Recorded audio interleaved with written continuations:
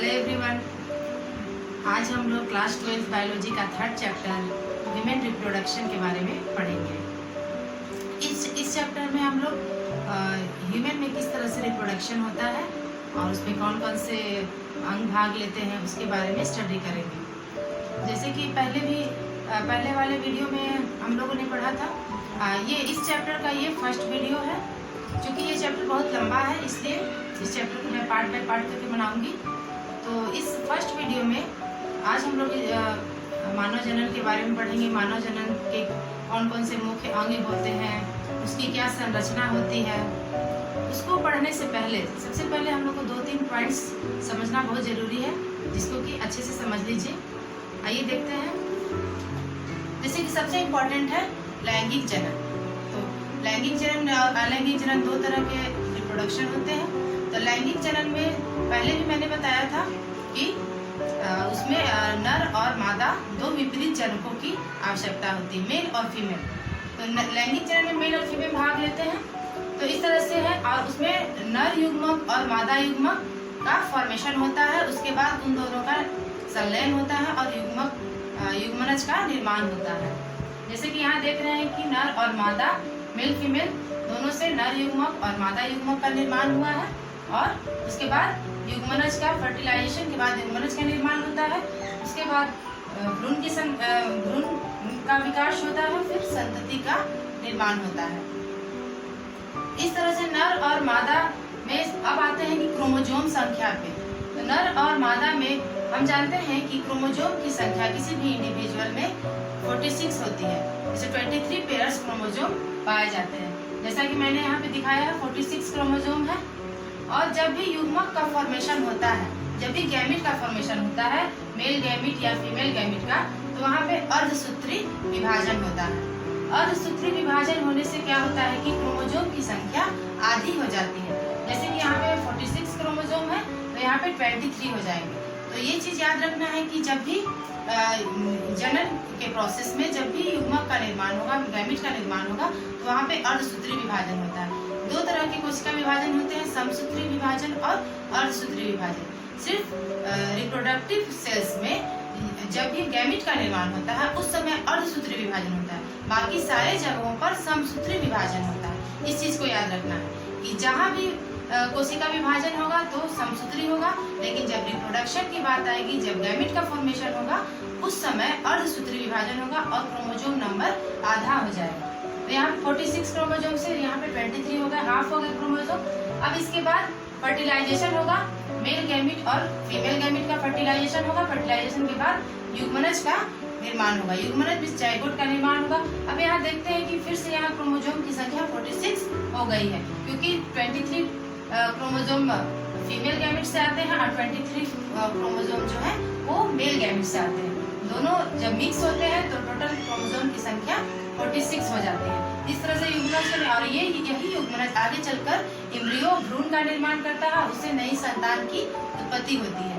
तो इसी तरह से देखते हैं कि एक तरह से ये अर्धसूत्री विभाजन के द्वारा क्रोमोजोमों की संख्या जो है वो मेंटेन रहती है। जितने भी जीव, जितने भी मानव हम देखते हैं मनुष्य में, सभी में क्रोमोजोम की संख्या बराबर होती है 46। ऐसा नहीं होता है कि किसी में कम है, किसी में ज्यादा है क्रोमोजोम की संख्या। सारे लोगों में क्रोमोजोम की संख्या 46, 23 पेयर ही होती है। तो ये इस चीज को मेंटेन करने के लिए अर्धसूत्री विभाजन होता है, गैमिट का निर्माण होता है। इस तरह से क्रोमोजोम की संख्या जो होती है वो संतुलित रहती है। यदि यहाँ पे अब मान लेते हैं, यदि यहाँ पे अर्धसूत्री विभाजन नहीं होता तो क्या होता? अर्धसूत्री विभाजन नहीं होता तो 46 क्रोमोजोम डायरेक्टली यहाँ पे 46 आ जाते, फिर यहाँ भी 46 हो जाता, और ये दोनों 46 मिलके यहाँ पे जस्ट डबल हो जाता, और फिर ऐसे ही संख्या बढ़ती चली जाती। तो इस तरह से क्रोमोजोम की संख्या बैलेंस नहीं होती। इस तरह से क्रोमोजोम की संख्या को बैलेंस करने के लिए यहाँ अर्धसूत्री विभाजन होता है, जिसके कि जितने भी जीव, जितने भी नई संतान की उत्पत्ति होती है ह्यूमन बीइंग्स में, तो सबको क्रोमोजोम संख्या एक बराबर, एक समान होती है। अब हम इस ह्यूमन रिप्रोडक्शन को समझने के लिए इसको 3 भाग में डिवाइड करके इसको पढ़ेंगे, जिससे कि हम लोग को समझने में आसानी होगी और एक एक प्रोसेस को हम डिटेल में समझ पाएंगे। 3 स्टेप में इसको डिवाइड करते हैं। सबसे पहले निषेचन पूर्व घटना, सेकंड है निषेचन, और थर्ड है निषेचन पश्चिम घटना। अब आइए इसको समझते हैं। सबसे लैंगिक प्रजनन में जो घटना होती है उसमें निषेचन होता है। तो सबसे पहला हो गया निषेचन। निषेचन के पहले की जो भी प्रक्रिया होगी तो उसे हम निषेचन पूर्व घटना कहेंगे, और निषेचन के बाद की जो भी प्रक्रिया होगी उसे निषेचन पश्च घटना कहेंगे। Pre fertilization event, fertilization and post fertilization event. अब निषेचन पूर्व घटना में क्या होगा? निषेचन पूर्व घटना में इसमें दो टर्म आते हैं, पहला युग्मक जनन और दूसरा है युग्मक स्थानांतरण। निषेचन पूर्व घटना में सबसे पहले युग्मक का निर्माण होगा, उसके बाद युग्मक का स्थानांतरण होगा, युग्मक जो है आपस में संलयन होगा उनका, या इस तरह से युग्मक जनन। और फर्टिलाइजेशन, निषेचन में फर्टिलाइजेशन होगा। निषेचन पश्च घटना में जाइगोट का फॉर्मेशन के बाद जो भ्रूण का डेवलपमेंट होता है वो निषेचन पश्च घटना में आता है। इस तरह से एक एक करके हम डिटेल में पढ़ते हैं, देखते हैं युग्मक जनन। अब देखते हैं युग्मक जनन, जैसे कि गैमेटोजेनेसिस। गैमेटोजेनेसिस, जहाँ भी जेनेसिस टर्म आएगा उससे ये समझना है कि किसी न किसी चीज का निर्माण या फॉर्मेशन वहाँ पे हो रहा है। युग्मक जनन का मतलब है कि युग्मक के निर्माण की प्रक्रिया को, यदि युग्मक जनन को हमको डिफाइन करना हुआ तो हम इसको इस तरह से परिभाषित कर सकते हैं कि युग्मक के निर्माण की प्रक्रिया को युग्मक जनन कहते हैं, गैमेटोजेनेसिस कहते हैं। Formation of gametes is called gametogenesis. Gametogenesis में दो तरह के गैमीट दो तरह के गैमीट बनते हैं, मेल गैमीट और फीमेल गैमीट। नर और मादा में अलग अलग तरह के गैमीट बनते हैं, इसलिए युग्मक जनन भी दो प्रकार का हो गया। पहला हो गया शुक्राणु जनन और दूसरा हो गया अंडाणु जनन। शुक्राणु जनन स्पर्मेटोजेनेसिस, अंडाणु जनन oogenesis। शुक्राणु जनन में क्या होगा कि स्पर्म का निर्माण होगा और अंडाणु जनन में ओवा का निर्माण होगा। इस तरह से एक एक करके हम डिटेल में देखेंगे। मादा जनन अंग के बारे में डिटेल में पढ़ेंगे। नर जनन अंग में मेल रिप्रोडक्टिव ऑर्गन को दो भाग में डिवाइड करते हैं। पहला हुआ प्राथमिक लैंगिक अंग और दूसरा सहायक या द्वितीय लैंगिक अंग। प्राथमिक लैंगिक अंग जिसे इंग्लिश में कहेंगे प्राइमरी सेक्स ऑर्गन, और सहायक या द्वितीय लैंगिक अंग या एसेसरी और secondary sex organ. Male reproductive system को दो पार्ट में हम लोग डिवाइड करते हैं। प्राथमिक लैंगिक अंग इसलिए कहते हैं कि वो अंग जो कि मेनली रिप्रोडक्शन में भाग लेता है उसे प्राथमिक लैंगिक अंग कहते हैं। प्राथमिक लैंगिक अंग कहने का मतलब है कि वो अंग जहाँ पे शुक्राणु का निर्माण होता है, जहाँ पे युग्मक जनन होता है उसे प्राथमिक लैंगिक अंग कहें।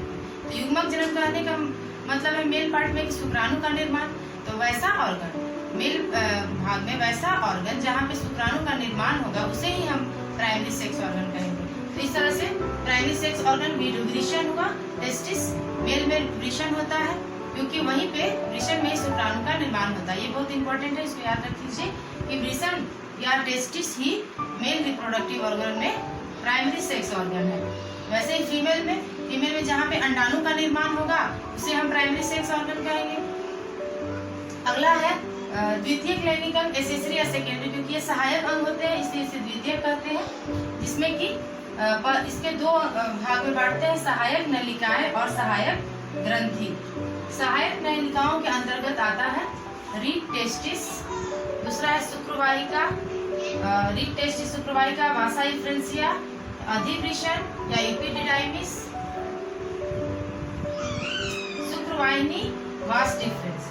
इस तरह से इसको इसी क्रम में याद रखना है क्योंकि स्ट्रक्चर में इसी क्रम में ये पाया जाता है, जिससे कि याद करने में सुविधा होगी और समझने में भी आसानी होगी। इसलिए इसी क्रम में इसको याद रखना है। सबसे पहला है रीड टेस्टिस, उसके बाद है शुक्रवाहिका, उसके बाद है अधिवृषण और शुक्रवाहिनी।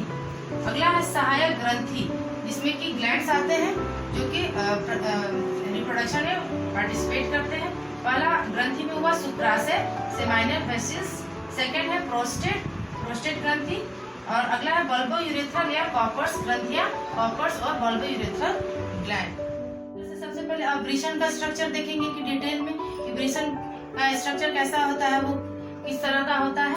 तो आइए फिगर में देखते हैं कि ये टेस्टिस जो है वो एक पेयर होता है। इस तरह से ये वन पेयर होता है टेस्टिस, और ये टेस्टिस जो है एक बाहर से एक कवर से घिरा होता है, एक बैग लाइक स्ट्रक्चर के अंदर ये टेस्टिस पाया जाता है।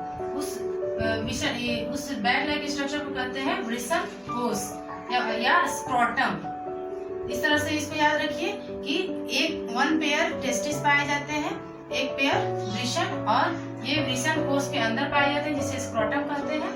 और एक क्वेश्चन और उठता है, ये वृषण कोश के अंदर क्यों पाया जाता है? ये टेस्टिस जो है वो बॉडी से बाहर पाया जाता है, ये शरीर के बाहर पाया जाता है और वृषण कोश के अंदर अवस्थित होता है। तो ऐसा क्यों होता है?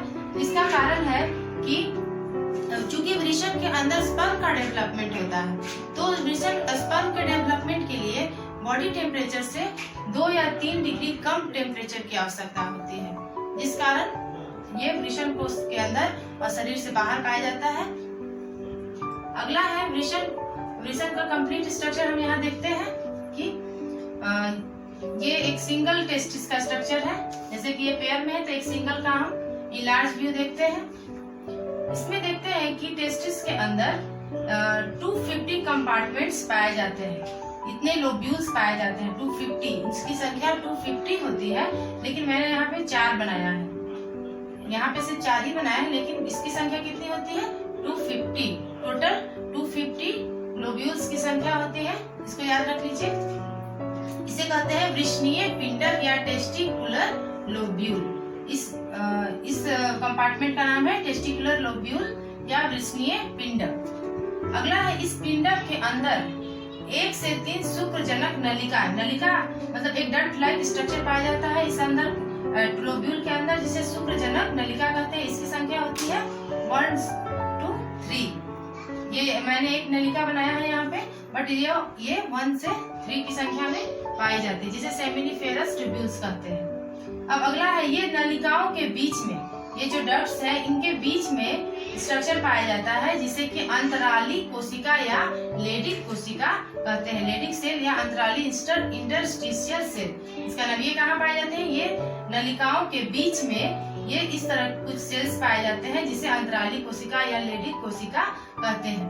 अब ये क्वेश्चन उठता है कि ये अंतराली कोशिका और लेडिक कोशिकाओं का क्या काम है, इनका फंक्शन क्या है? तो ये जो कोशिकाएं होती हैं, लेडिक सेल्स जो होते हैं, ये मेल हार्मोन्स का सिक्रीशन करते हैं, ये नर हार्मोन का स्रावन करते हैं, जैसे कि टेस्टोस्टेरोन मेल हार्मोन्स के फॉर्म में, टेस्टोस्टेरोन या और भी उसके अलावा जितने भी एंड्रोजन हार्मोन होते हैं, मेल हार्मोन, वो सब होगा टेस्टोस्टेरोन एंड एंड्रोजन। अब देखते हैं कि यदि हम शुक्रजनक नलिका का सेक्शन यदि हम काटे तो उसके अंदर की संरचना कैसी होती है। ये जो नलिका है, जैसे कि मान लीजिए ये एक डक्ट है, इसको यदि हम यहाँ से ट्रांसफर सेक्शन अंदर में इसका कैसा स्ट्रक्चर है, कितने प्रकार के इसके अंदर सेल पाए जाते हैं, तो इसका हम ट्रांसफर सेक्शन करते हैं। इसको जब सेक्शन करते हैं तो इसके अंदर में किस तरह की संरचना है उसका ये व्यू है। तो उसके अंदर हम 2 प्रकार के सेल देखते हैं। ये 2 तरह के सेल को मैंने 2 तरह से बनाया है, एक राउंड में है और एक क्रॉस में है। तो एक प्रकार के सेल को शुक्रजन कोशिका या स्पर्मेटोगोनिया कहते हैं, और दूसरा जो क्रॉस से बनाया गया है उसको कहते हैं सर्टोली कोशिका। ये भी इम्पोर्टेंट है, इसको याद रखिए कि शुक्रजनक नलिका के अंदर क्रॉस सेक्शन में 2 प्रकार के सेल पाए जाते हैं। पहला है शुक्रजन कोशिका और दूसरा है सर्टोली कोशिका। ये शुक्रजन कोशिका भी बहुत इम्पोर्टेंट है क्योंकि यहीं पे स्पर्म का निर्माण होता है, इसी कोशिका के द्वारा स्पर्म का फॉर्मेशन होता है। तो इस तरह से ये पूरा एक वृषण का कंप्लीट स्ट्रक्चर कंप्लीट हो गया। ये पूरी तरह से वृषण का स्ट्रक्चर है कि इसके अंदर क्या क्या संरचनाएं पाई जाती हैं। जैसे कि हुआ कि वृषण के अंदर 250 टेस्टिकुलर लोब्यूल्स पाए जाते हैं, उसके अंदर शुक्रजनक नलिका पाई जाती है जो 1 से 3 की संख्या में होती है। उन नलिकाओं के बीच में अंतराली कोशिका या लेडिक कोशिका पाई जाती है। फिर शुक्रजनक नलिका के अंदर शुक्रजन कोशिका और सर्टोली कोशिका पाई जाती है।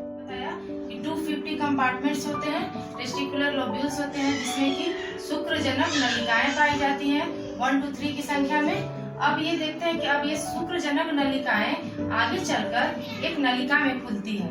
ये एक आगे चलकर नलिका में खुलती है जिसे कि रिड टेस्टिस कहते हैं। अब ये रिड टेस्टिस आगे चलकर एक और नलिका में खुलती है जिसे शुक्रवाहिका कहते हैं। शुक्रवाहिका बहुत ही कॉम्प्लिकेटेड स्ट्रक्चर होता है, अति कुंडलित होता है, ये नलिका उलझी हुई होती है और ये आगे चलकर अधिवृषण में जाकर खुलती है।